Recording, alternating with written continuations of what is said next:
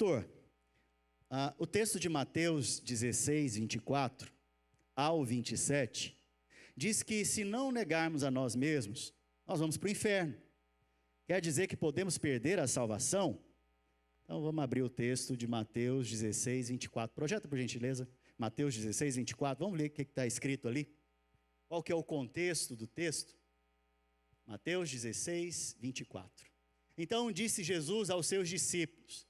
Quem que é o público aqui, irmãos? Os discípulos, amém? Então, disse Jesus aos seus discípulos: se alguém quer vir após mim, a si mesmo se negue, tome a sua cruz e siga-me. Próximo. Porquanto quem quiser salvar a sua vida, perdê-la. Grava essa palavra, vida, vida. Quem quer salvar a sua vida, perdê-la. E quem perder a vida por minha causa, acha-la. Próximo. 26. Pois que aproveitará o homem se ganhar o mundo inteiro e perder a sua alma? Preste atenção. A palavra vida, que nós lemos no versículo anterior, é a mesma palavra para alma. Alma. E o que é a alma?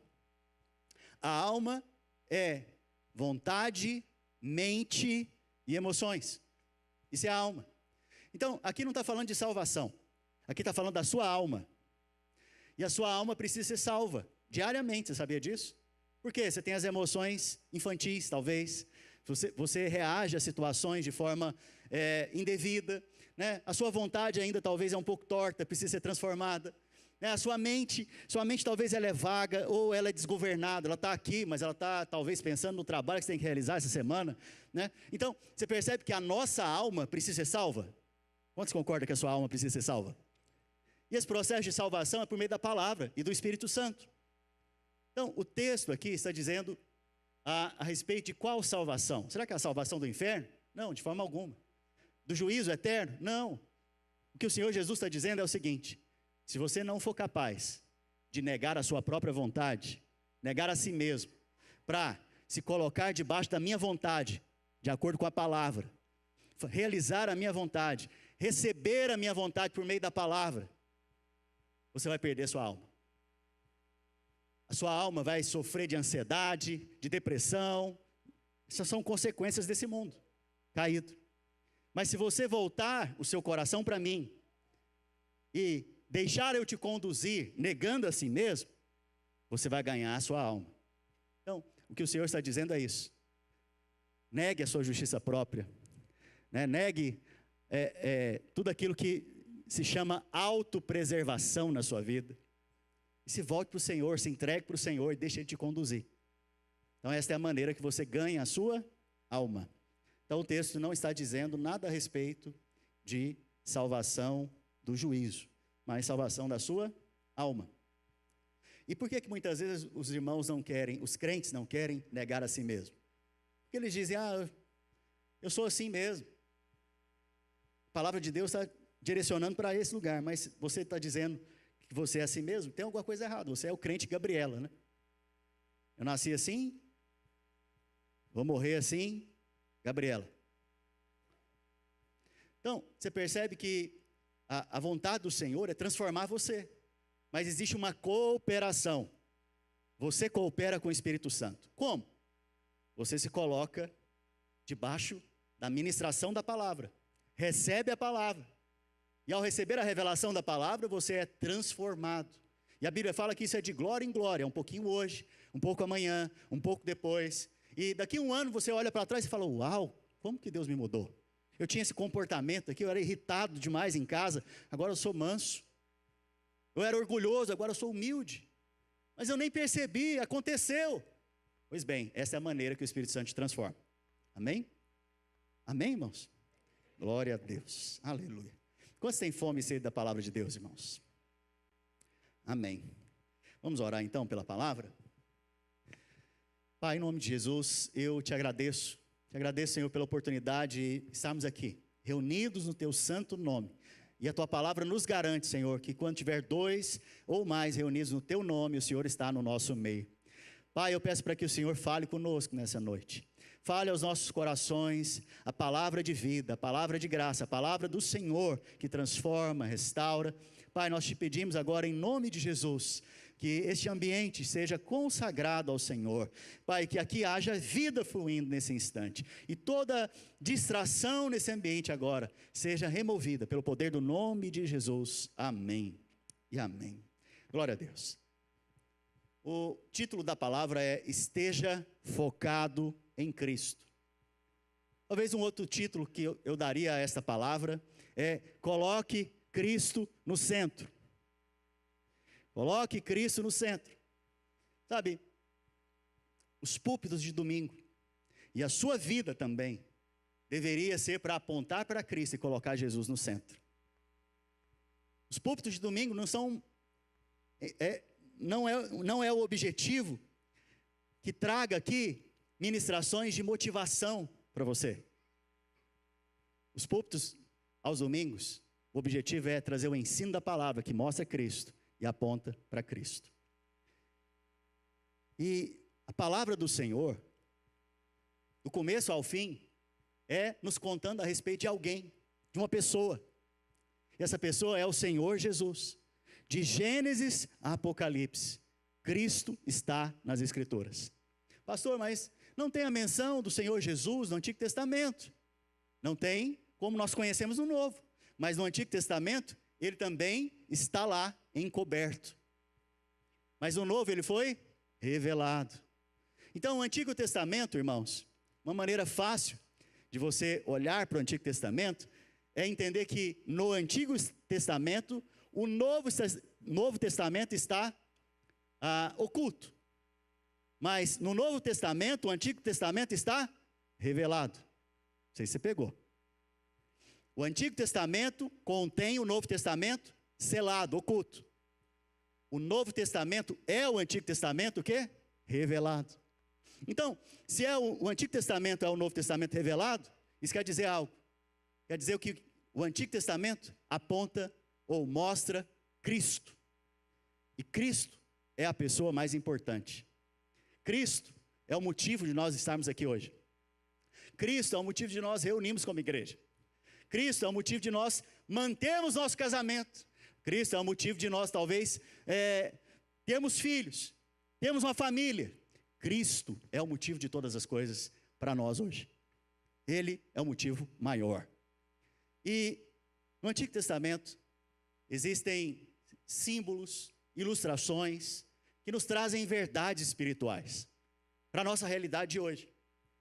E eu vou tomar aqui o livro de Êxodo, capítulo 25, e o livro de Números, capítulo 8, como exemplos, para compartilhar com vocês hoje a respeito de como nós devemos focar em Cristo e olhar para Cristo o tempo todo. E a ilustração que nós vemos aqui é esse candelabro. Alguém aqui já viu um candelabro? Isso é um candelabro. São 7 hastes, 7 castiçais. Então, cada uma dessas hastes representam algo. A Bíblia fala, lá em Êxodo 25, se puder passar. Preciso que você esteja sintonizado comigo. A Bíblia fala, lá em Êxodo, que Deus deu para Moisés uma planta de uma casa, porque o alvo de Deus foi sempre morar com o seu povo. Então, quem casa, quer casar também. Você sabe que o alvo de Deus, além de querer morar com o seu povo, é casar com o homem. Por isso nós somos a noiva de Cristo. E a Bíblia fala que Moisés recebeu então o tabernáculo. O tabernáculo era uma tenda dividida em 3 partes. E esse tabernáculo é onde Deus habitava. Uma coisa interessante, naquela época, se você quisesse ver a Deus, ou falar com Deus, ou experimentar de Deus, o que você tinha que fazer? Se você morasse na América, você tinha que pegar um navio, e olha, navio naquela época era mais complexo. Ir para Israel, lá em Israel, ir para uma cidade chamada Jerusalém. Chegando em Jerusalém, você iria para o templo, e esse templo, que também é uma réplica do tabernáculo de Moisés, você então poderia ter esse contato com Deus. E o que o Senhor Jesus fez?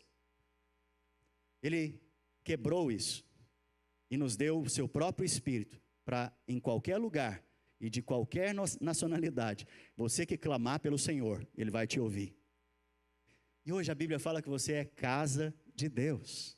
Isso quer dizer que Deus habita dentro de você.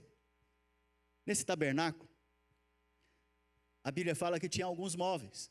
O mais importante era a Arca da Aliança, como vocês podem ver aqui.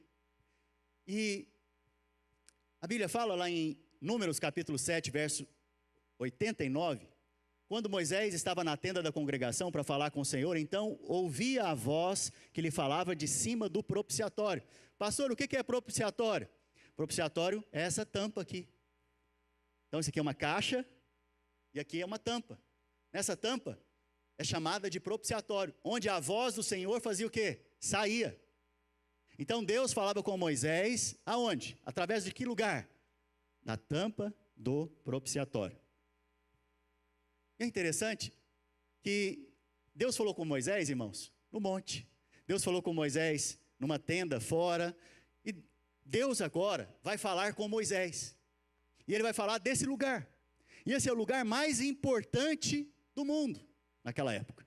É o lugar onde a presença de Deus habitava.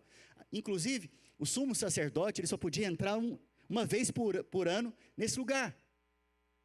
Era um lugar restrito, que tinha também um véu que separava o santo do santíssimo lugar. Jesus, quando morre, eu não sei se vocês lembram, a Bíblia fala que um véu se rasgou.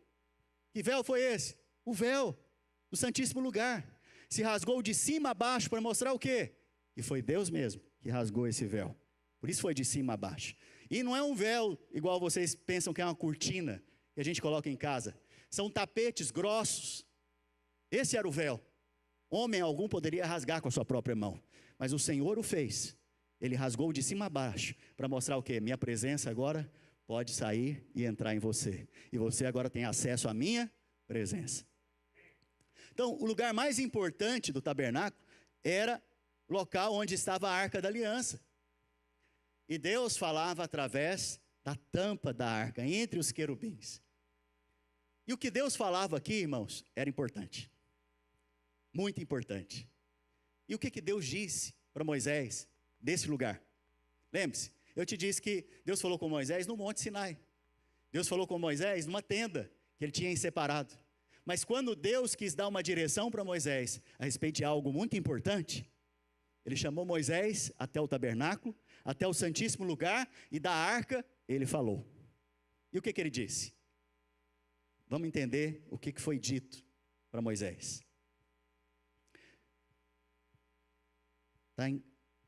Está no Números, no livro de Números, capítulo 7, verso 89. Que eu já li para vocês. O que ele disse? Ali, em diante, ele fala, depois desse versículo, ele fala que é para Moisés pegar e direcionar aqueles que receberam o espírito de sabedoria para produzirem um candelabro. E esse candelabro ele tinha que ser de uma peça só, de ouro batido. Então você imagina, pode passar por gentileza? Mais um. Ele era uma peça de ouro batido. Então você pegava um pedaço de ouro e ia batendo até formar isso aqui. Agora você imagina o trabalho que não dá esse negócio. E o Senhor, Ele não dá as medidas. Ele apenas conta qual é o peso desse material, ou do ouro que seria utilizado. E o artífice, ele ia batendo nesse material até formar esse candelabro. Era uma obra assim extraordinária, principalmente para a época, que não tinha os equipamentos que nós temos hoje. Mas por que Deus fala para Moisés que tem que ter algo assim no tabernáculo? Veja, em Êxodo, capítulo 25, verso 33, diz: numa haste haverá 3 cálices, mas no candelabro mesmo, a haste central, haverá 4 cálices. O que quer dizer isso? A Bíblia nos mostra que isso aqui é uma representação de Cristo e a igreja. Cristo e a igreja. A haste do meio, né, a haste central, é o próprio Cristo. As hastes que saem na sua direita e na sua esquerda apontam para as igrejas. Em Apocalipse, o discípulo amado, João, ele recebeu a revelação, ele teve uma visão. Ele viu o Senhor nos céus caminhando entre o quê? Os candeeiros, as hastes. E cada um daqueles candeeiros representava uma igreja. As 7 igrejas do Apocalipse. Cada um deles representava uma igreja. 5 delas receberam repreensão. 2 delas foram elogiadas e não tiveram nenhuma repreensão. Então você percebe que o candelabro nada mais é do que um móvel que tinha dentro do tabernáculo, que ele servia para iluminar o santo lugar. Ali, acima, colocavam o pavio e acendiam o fogo. E a partir de tarde, até o outro dia de manhã, esse fogo deveria permanecer aceso. Ele era alimentado pelo azeite, pelo óleo da unção. E todos os dias de manhã, o sacerdote deveria vir e tirar aquele fio queimado que estava soltando fumaça e colocar outro novo. Nós vemos então que isso aqui é um processo pelo qual o Senhor também quer falar comigo, com você. Primeira coisa, se a haste central é Cristo, isso quer dizer que Cristo tem que ser o quê? O centro da igreja, o centro das nossas vidas. Tudo que você vai fazer em sua vida tem que dar glória para Cristo. A parte de cima, aonde era colocado as velas, para ficar mais fácil a compreensão, elas deveriam ser todas direcionadas para o centro, para que a luz brilhasse no centro. Isso quer dizer o quê? Que nós estamos aqui olhando para Cristo e dando glória para Jesus. Então, no seu trabalho, você nunca deveria trabalhar, filho, ou desenvolver um trabalho, ou ganhar dinheiro, pensando, né, no seu prazer próprio, simplesmente.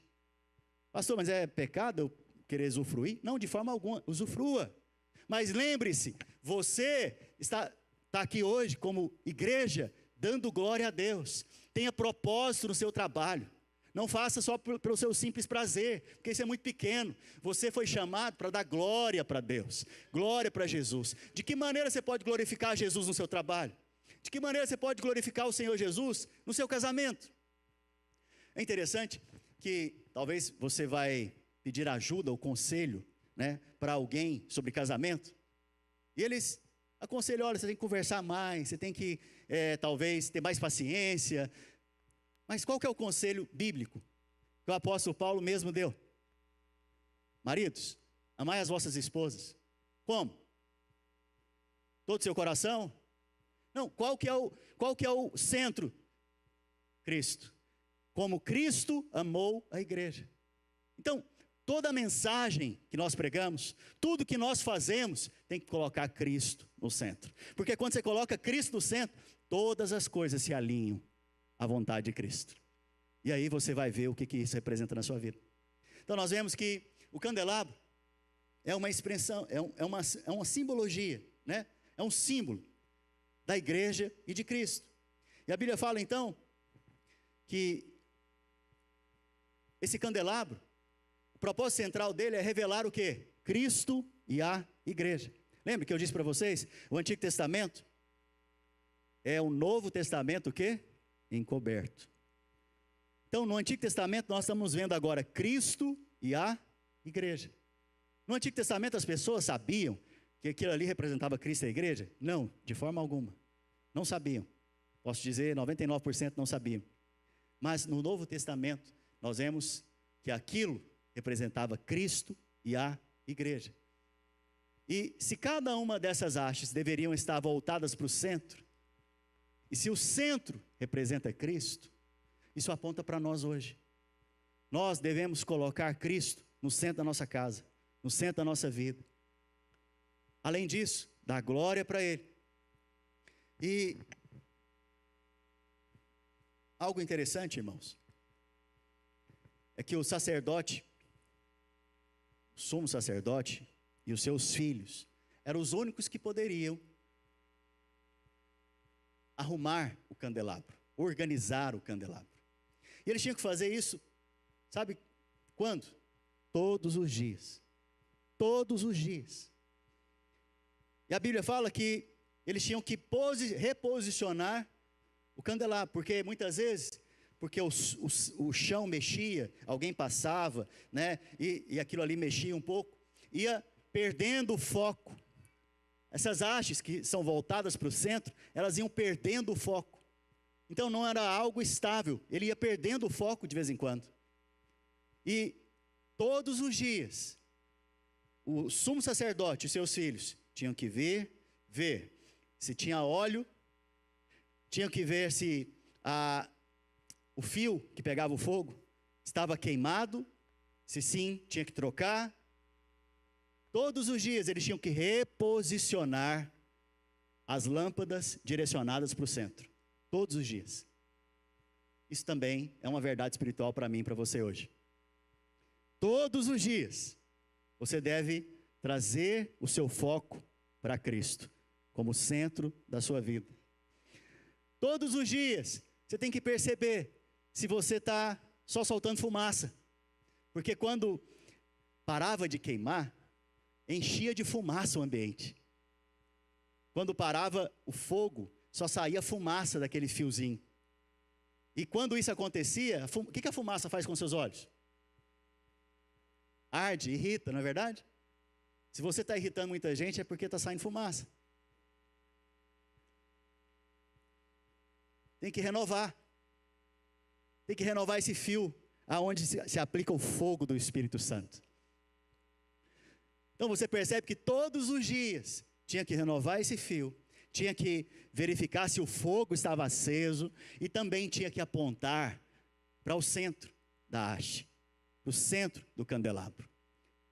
Isso aplica para mim e para você hoje. Todos os dias, irmãos, você tem que exercitar o seu espírito, orar, estar incendiado. Estar incendiado não é estar enfumaçado. Estar incendiado é estar manifestando a glória de Deus na sua vida, a glória de Deus na sua face. Estar incendiado é estar ministrando às pessoas, apontando para Cristo. Todos os dias você tem que corrigir o seu foco. E nós vivemos num mundo distraído. Como eu disse, você está aqui, talvez, mas seu celular também está aqui, te contando coisas lá fora. E aqueles que não ficaram em casa por causa do Super Bowl, talvez estão aqui também olhando para o celular para ver se já começou, o que vai acontecer. Mas preste atenção. Nós vivemos um mundo distraído. Facilmente você perde o foco de Cristo.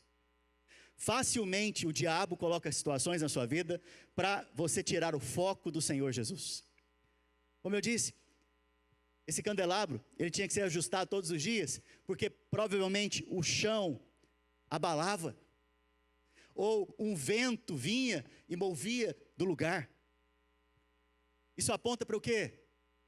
Para momentos da sua vida que você está abalado.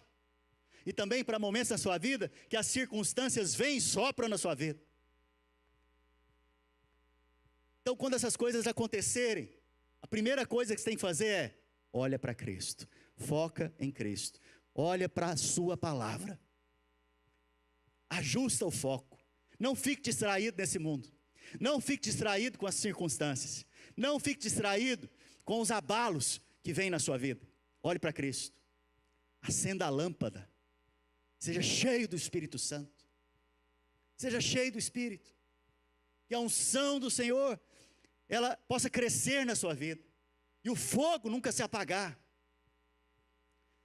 Então, uma outra coisa interessante, irmãos, é que de manhã ele tinha que ver como estava e ajustar. E à noite ele tinha que ver e verificar se tinha óleo, para que durante a noite este candelabro não se apagasse. E começava então de tardezinha, ia até o raiar do dia, que é o período então noturno. No período de noites na sua vida, períodos escuros na sua vida, você tem que estar focado em Cristo, com a sua luz acesa, apontando para Ele, e você se enchendo do Espírito. Momentos de crise são momentos escuros, irmãos. Momentos de desafio são momentos escuros. Esses são os momentos que você tem que focar mais em Cristo e manter a luz acesa. Pastor, mas como que eu mantenho a minha luz acesa?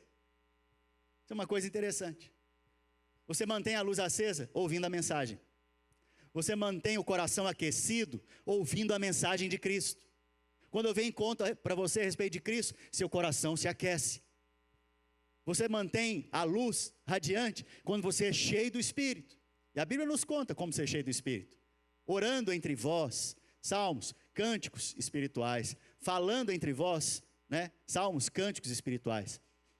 Sujeitando-vos uns aos outros. Essa é a maneira que a Bíblia nos ensina a, de fato, né? Ser cheio do Espírito. E é interessante. A Bíblia nos mostra que o alvo dessa mensagem que o próprio Deus deu para Moisés foi para exaltar Cristo por meio dessa figura. Por isso é uma mensagem tão importante que ele falou lá de dentro do santo lugar, do santíssimo lugar. De cima da arca do propiciatório. Tinha tantas coisas para Deus falar com Moisés, e ele falou isso. Se ele falou isso é porque é muito importante para nós hoje. Talvez você chegou aqui com o coração frio. Talvez você está soltando fumaça por onde você passa. Talvez você perdeu o foco. Por isso essa mensagem para nós hoje. Porque hoje é o dia de restaurar o foco, a visão, de fato, a olhar para Cristo. Hoje é o dia de você aquecer o seu coração de volta. Aquecer o seu coração que talvez andou frio por aí. Hoje é o dia do fogo do Espírito Santo te aquecer também. E a outra mensagem que nós vemos aqui no candelabro é que quem é o centro? Cristo. Quem que é a haste do centro? Cristo. Cristo. Quando Jesus é o centro, coisas acontecem, milagres acontecem. Quando o Senhor Jesus é o centro, milagres acontecem. Uma coisa que acho que vale a pena falar aqui, eu tinha esquecido, e olhando a imagem eu lembrei. Talvez você já leu João, deixa eu achar, João 15. João 15 diz: eu sou a videira verdadeira e vós sois os ramos. Todo ramo que estando em mim e der fruto, ele limpa, para que produza o quê? Mais fruto ainda. Porém, todo ramo que estando em mim não der fruto, ele faz o quê? Corta. E ele lança fora. Agora, é interessante que a tradução em português e também em inglês, dessa palavra lançar fora, não é nesse sentido que está no texto em português e inglês. A palavra aqui é, ele pega o ramo e levanta o ramo de volta. Levantar o ramo é diferente de cortar e lançar fora. Pode passar? Deixa eu ver se está nesse próximo slide. Mais um. Mais um. Mais um. Mais um.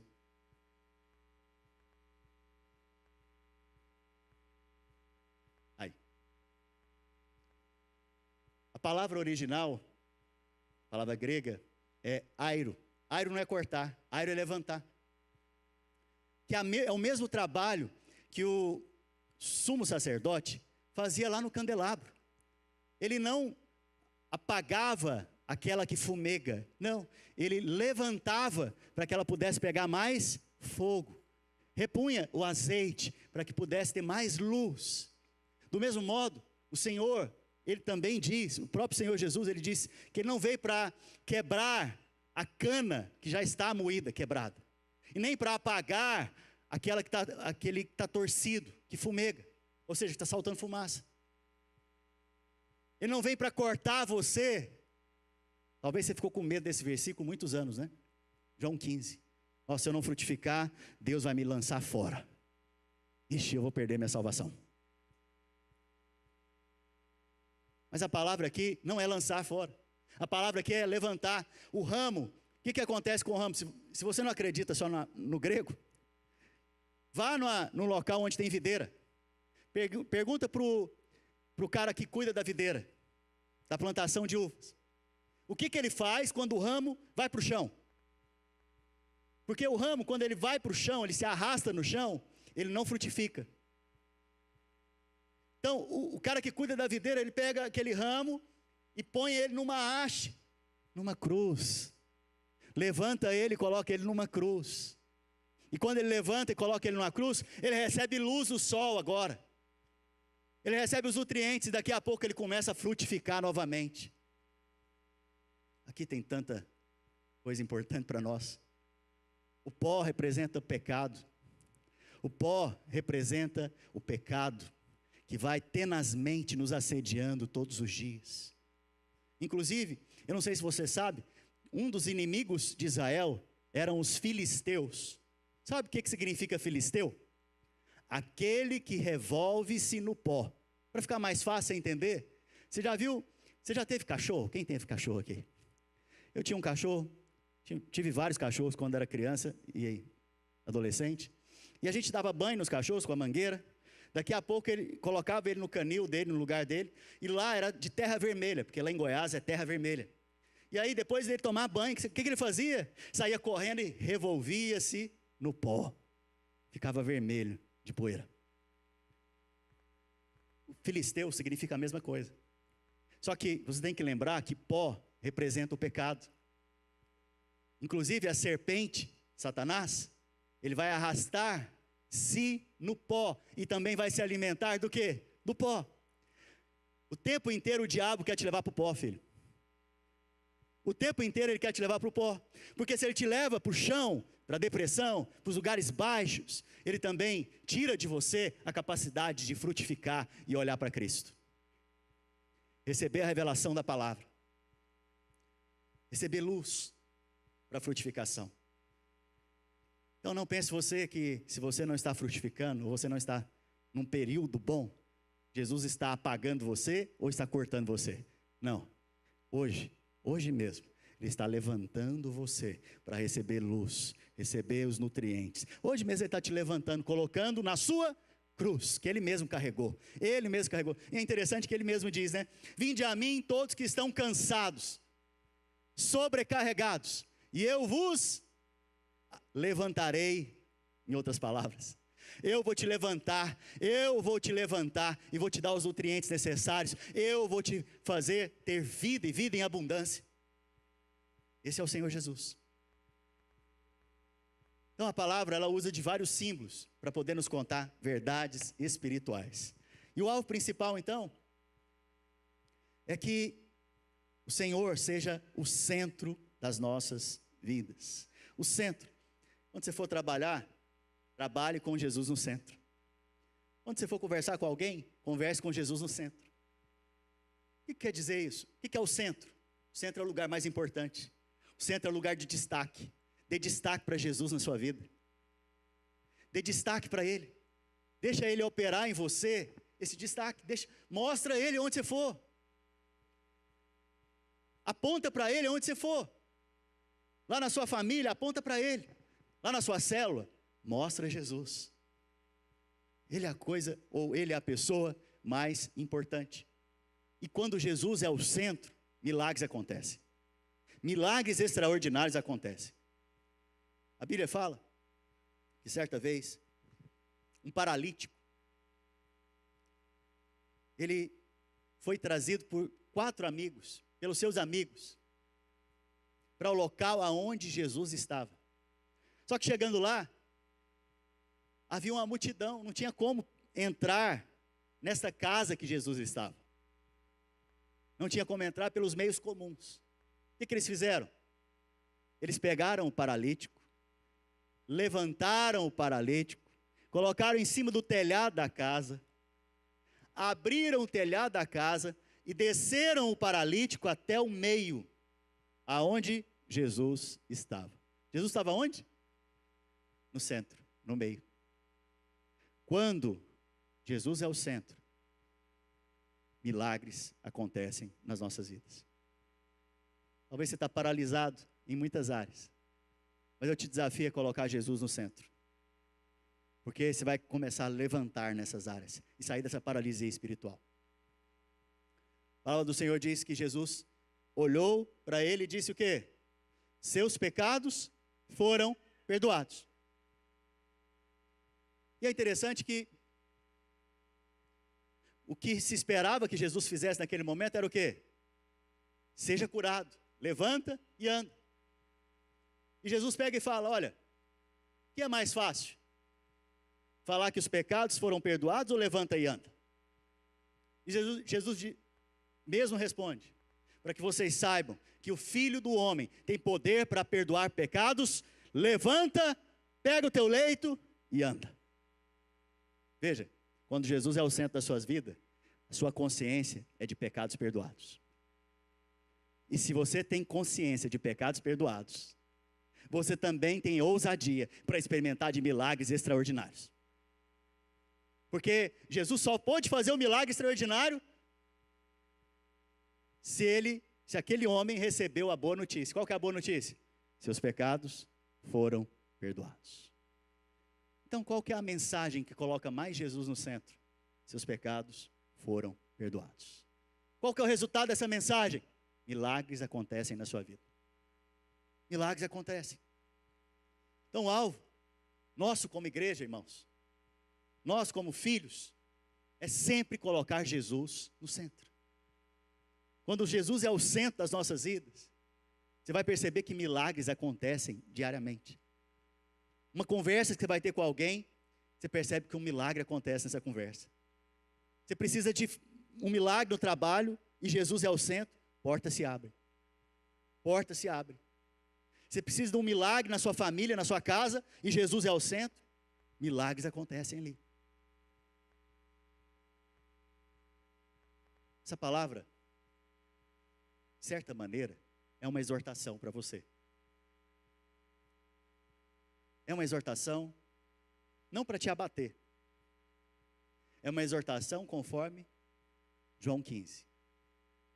É para te levantar, te reposicionar no lugar certo, na hora certa, diante do Senhor. Essa palavra é para você que talvez está frio no seu coração, está distante, está longe. Essa palavra é para você que talvez está fumegando, ou seja, está soltando só fumaça. Essa palavra é para mim e para você, que perdemos o foco, talvez, por causa das circunstâncias, por causa dos abalos. A Bíblia fala algo muito extraordinário. A Bíblia diz que vinha Jesus andando sobre as águas. E ele vinha caminhando, os discípulos estavam no barco, e havia ali uma tempestade que estava a ponto de afundar aquele barco. Porém Jesus vinha andando, e quando os discípulos olharam e viram Jesus, eles disseram, é um fantasma. Por quê? Porque quando você está com medo e olha para Cristo, você chama Cristo de fantasma. Então o medo tem que ir embora da sua vida, para você poder ver Cristo focado da maneira correta. E como que o medo vai embora? O verdadeiro amor lança fora todo. Quem é o verdadeiro amor? Cristo. Medita no amor de Deus, você vai ver que o medo vai embora. E aí a Bíblia diz que, de repente, um dos discípulos disseram, não, é o Senhor, é o Senhor. Não é o fantasma, é o Senhor. E aí Pedro, mais ousado, falou, Senhor, se é o Senhor mesmo, manda que eu vá até aí. E Jesus falou o que para ele? Vem. No que ele disse vem, a Bíblia fala que esse homem começou a andar sobre as águas. Milagre extraordinário. Alguém aqui já andou sobre as águas? Aleluia. Somente Pedro e Jesus que eu tenho notícia. E Pedro andou sobre as águas. E a Bíblia fala que ele foi indo em direção a Jesus. Mas a Bíblia relata algo. Olhando para as circunstâncias. E olhando para si mesmo, começou a afundar. O que ele fez, irmãos? Olhou para as circunstâncias. Nossa, o vento está forte. Nossa, esse vento aqui vai me derrubar, eu vou afogar. Olhando também para quem? Para si. O que é olhar para si? Será que eu consigo? Será que eu dou conta? Será que eu tenho capacidade? Será que eu vou conseguir? Essas duas coisas fazem você afundar. Mas se você permanecer olhando para Cristo, porque Ele consegue te sustentar no meio por cima das águas. Se você olhar para Cristo, você permanece. Você não afunda. Você não naufraga. Se você olhar para Cristo, você permanece na posição que Ele te estabeleceu. Então o segredo da vida cristã é olhar para Cristo. Olhar para Cristo. Isso me fez lembrar de um momento em que o povo de Israel, a Bíblia fala que eles estavam no deserto, já por algum tempo. E a Bíblia diz que eles começaram a ficar enjoados do maná. Eu não sei se você sabe, mas Deus enviava para aquele povo no deserto comida. O deserto não tinha supermercado, não tinha restaurante, mas tinha comida. No deserto não tinha como semear nada, mas tinha comida. Deus mandava que maneira essa comida? Do céu. O pão que descia do céu, que nada mais é o próprio Cristo. Então todos os dias de manhã, chovia sobre eles o alimento, o maná. Maná significa, o que é isso? Esse é o nome do maná. O que é isso? Porque quando eles viram pela primeira vez, eles perguntaram, o que é isso? E aí ficou maná. O nome, o que é isso? A Bíblia diz que eles começaram a comer. Mas começaram a lembrar do tempo que eles viviam no Egito. O Egito representa o mundo. E começaram a falar, bom era o tempo que a gente vivia lá, que a gente comia alho, cebola, pepinos e peixes de graça. Agora, só tem esse pão maligno aqui, que me está enojando, me dando ânsia de vômito. Isso que eles disseram, estou traduzindo para você hoje. Eles olharam para o mundo, para a comida que o mundo dá e falaram o quê? Estamos com vontade de comer a comida que o mundo dá. E para a comida que Deus está dando, o que eles disseram? Estamos com nojo. Estamos com nojo. Veja, quem que eles estavam desprezando? O próprio Cristo. O próprio Cristo. Nesse momento, a Bíblia fala que Deus permitiu que serpentes abrasadoras viessem e começassem a picar o povo. Agora saiba que não foi Deus que mandou. Deus permitiu. Por que Deus permitiu? Porque a proteção se perdeu. O que era a proteção? O alimento. O pão, o maná que desce do céu. Preste atenção. Quando você deixa de receber o alimento da palavra, serpentes abrasadoras começam a querer te picar. Serpente, na Bíblia, é um símbolo de demônios. Demônios. A Bíblia fala que a nossa guerra não é contra carne nem sangue, mas contra principados, potestades e dominadores do ar, desse mundo tenebroso. Então, demônios estão aí fora. E eles querem, de alguma maneira, nos resistir. Mas a maneira que eles ganham espaço é quando você tira o alimento espiritual da sua vida. Quando você não tem a oportunidade de receber o alimento espiritual num culto como esse, numa célula. A Bíblia fala então que Moisés foi rogar a Deus, foi orar, pedindo ao Senhor que Ele removesse aquelas serpentes.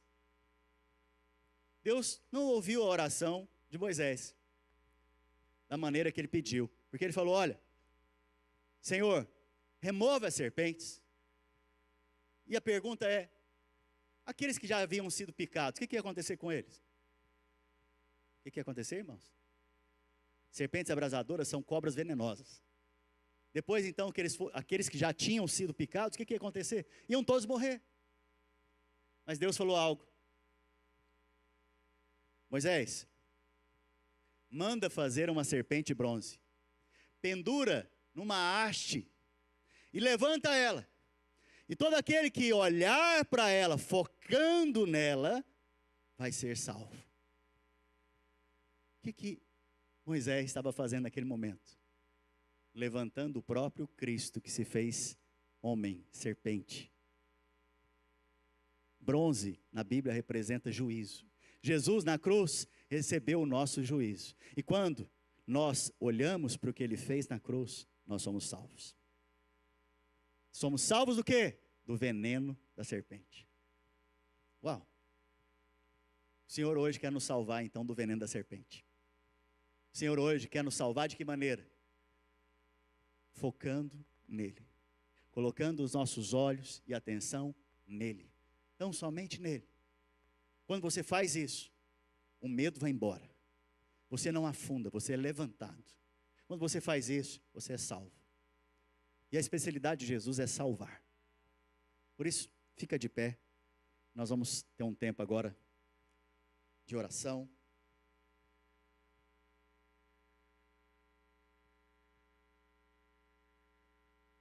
Rapidamente, pessoal do louvor, suba aqui. Por gentileza. Os irmãos da iluminação, cooperem comigo. Obrigado. Sabe, irmãos, esse é um momento que eu gostaria de separar aqui no culto hoje, para você ser restaurado. Talvez você chegou aqui frio no seu coração, distante, sem propósito. Você chegou aqui vazio, sem direção alguma, cheio de dúvida, de incredulidade, de medo, talvez até deprimido, abatido. Mas hoje é o dia do Senhor te levantar nesse lugar. Hoje é o dia do Senhor apontar você de volta para Ele.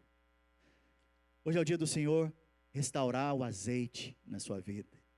Hoje é dia do Senhor liberar o fogo do Espírito sobre você. O Senhor Jesus disse que não se pode pegar uma candeia e colocar embaixo de um cesto. A Bíblia fala que eu e você somos luz no mundo. Nós somos as candeias que iluminam esse mundo. Nesse período de trevas, nós estamos aqui iluminando esse mundo. E a nossa luz aponta para Cristo. Por isso, hoje, eu quero que você tenha uma imagem a seu respeito. Você é luz nesse mundo. E como luz, você está focado naquele que é a verdadeira luz, que é Cristo. E como luz que você é, você está focado, direcionado para a glória de Cristo. Onde tudo que você faz é para a glória do Senhor. Glória do Senhor. Dando glória ao Senhor. Sabe, é tempo da igreja dar glória a Deus. É tempo da igreja dar glória àquele que é digno de receber toda a glória. É tempo da igreja voltar o seu coração e aquecer o seu coração. A Bíblia fala lá em Apocalipse que o Senhor Jesus andava por entre os candeeiros. E a cada um deles, que representava uma igreja, ele teve uma exortação. Ali, ele estava corrigindo o foco. Para uma igreja, ele falou que o amor se esfriou. Para outra igreja, eles se achavam autossuficientes. Para outra igreja, eles eram falsos. Hoje é o dia de corrigir o foco, ajustar o foco para Cristo. Hoje é o dia. Se você percebe que essa palavra é para você, filho, eu gostaria que você viesse aqui à frente, sem constrangimento. Mas já é uma boa oportunidade você apontar para Cristo. Já é uma boa oportunidade, publicamente, você apontar para Cristo. Se você crê que essa palavra é para você, eu quero fazer esse apelo. Quero te convidar a vir aqui à frente. Nós vamos orar por você agora. nós vamos levantar você agora em oração. Nós vamos levantar você agora em oração. Oh Espírito Santo de Deus, Espírito Santo, eu peço para que nesse momento o Senhor ministre aos corações, ministre ao coração de todo aquele que entrou nesse ambiente, todo aquele que está nos ouvindo agora, seja de forma virtual. Pai, que o coração deles sejam incendiados.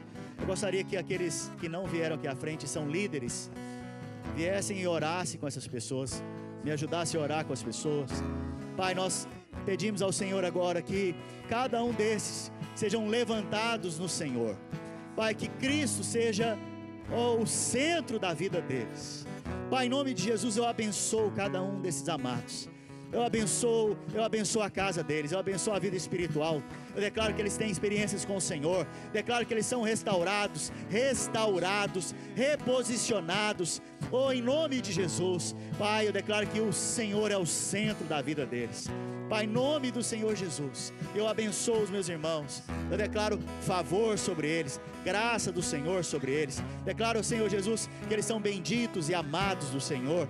Pai, em nome de Jesus, que todo peso, toda culpa, todo engano caia por terra, em nome de Jesus. Pai, eu peço ao Senhor nesse instante uma unção, ou um óleo novo, uma unção fresca sobre a cabeça deles nesse instante. Receba a unção do Espírito Santo. Receba agora a unção do Espírito Santo, que te capacita a olhar para Cristo e vê-lo, na sua glória, em nome de Jesus. Aleluia. Coloque a mão no coração, todos vocês, todos os irmãos. Fala assim comigo: Senhor Jesus, eu creio que na cruz do Calvário o Senhor levou sobre si o meu juízo, a minha condenação. E eu creio que hoje eu sou salvo pela sua obra, pelo seu amor, pela sua bondade. Senhor Jesus, o Senhor me faz nova criatura. As coisas velhas passaram e tudo à minha frente é novo. Eu ando em novidade de vida. Aleluia.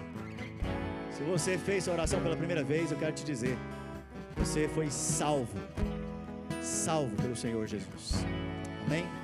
Deixa eu abençoar a sua semana. Estenda a sua mão. Pai, em nome de Jesus, eu apresento diante do Senhor cada um dos meus irmãos hoje. Pai, eu peço para que eles sejam, nesse momento, posicionados em Cristo, onde Cristo é o centro. Que essa semana eles saiam por aí apontando para Cristo. Que essa semana eles saiam por aí sendo luz nesse mundo. Que essa semana, Senhor, o Senhor os coloque no lugar certo, na hora certa. Livra-os do mal, do maligno. Dê a eles a tua graça, o teu favor. Resplandeça sobre eles a tua face. Que a face deles brilhe com a glória de Cristo. E eles sejam, Pai, colocados em lugares altos, posicionados em lugares altos do Senhor, em nome de Jesus. Amém? Dê um abraço em 2 ou 3 irmãos. Nós estamos encerrados para a glória de Deus.